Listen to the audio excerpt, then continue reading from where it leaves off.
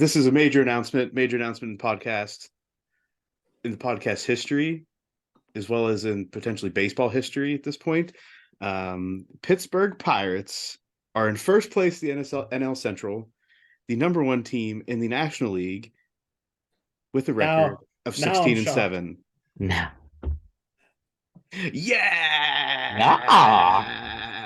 Praise the Jolly Roger. Take a screenshot of all the standings pages you can find anywhere. Toss it out on social media so we will not forget this day. Monday, April 24th. Yesterday, when it was a 6-game win streak, that was the longest win streak since 2018. I'm not sure if we went back another 10 years because we won another game today or what. I don't know. But the Pirates have won 7 straight, sweeping a series against the Rockies, and over this past weekend, the Reds outscoring these opponents 45-20 over the 7-game stretch.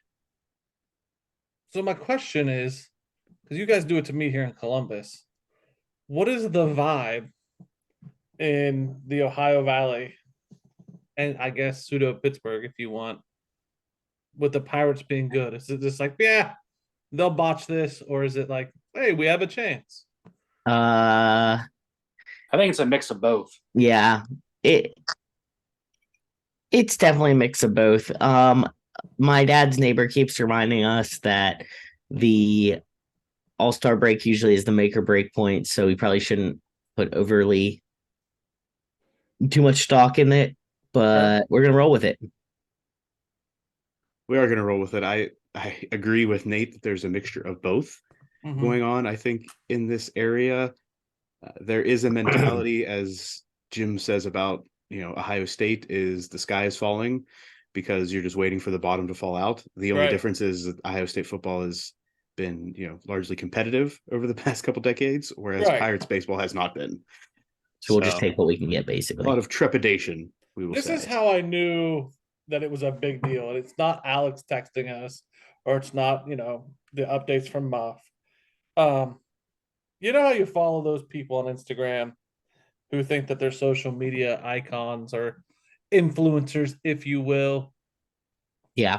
Some of those females on the Instagram were highlighting the fact that they were in Pittsburgh and the Pirates were doing well, and it became cool and trendy, these influencers to be in Pittsburgh at a Pirates game. Like, oh, look at us, we're doing so well, and raise the Jolly Roger. It was like, raise the Jolly Roger. That doesn't fit on you, man.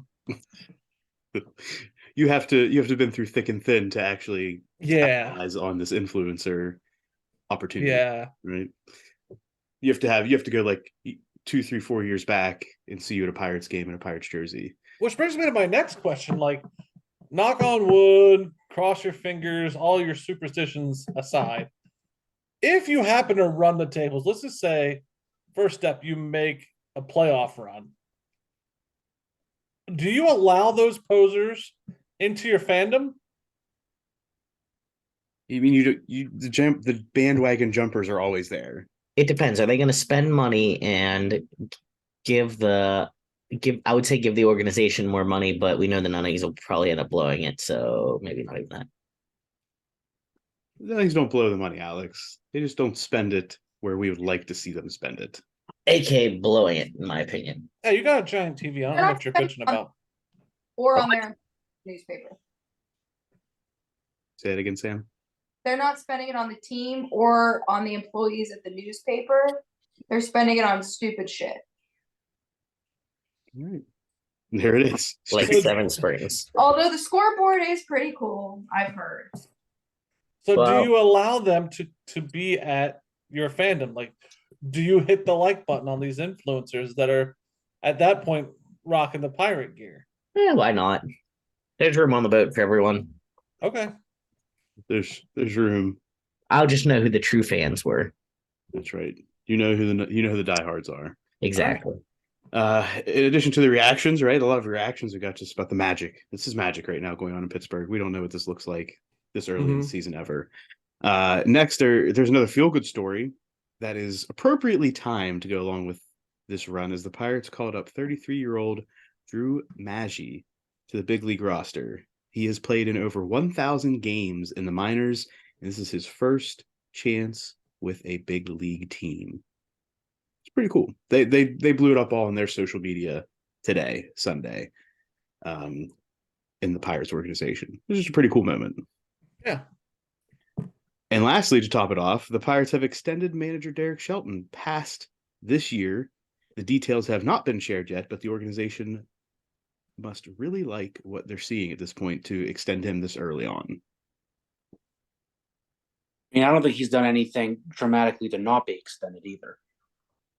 That's true, right? You stay with the one you know, the devil you know, not the devil you don't know. Mm-hmm. Yeah, pretty much. I mean, the guys seem to like him. I don't remember who. I want to say it was Keith Ryan Hayes they were interviewing, maybe, and they asked kind of about Shelton. They're like, "What do you think he's done? You know, how do you think he's done?" And he was like, "I mean, kind of like basically we're winning."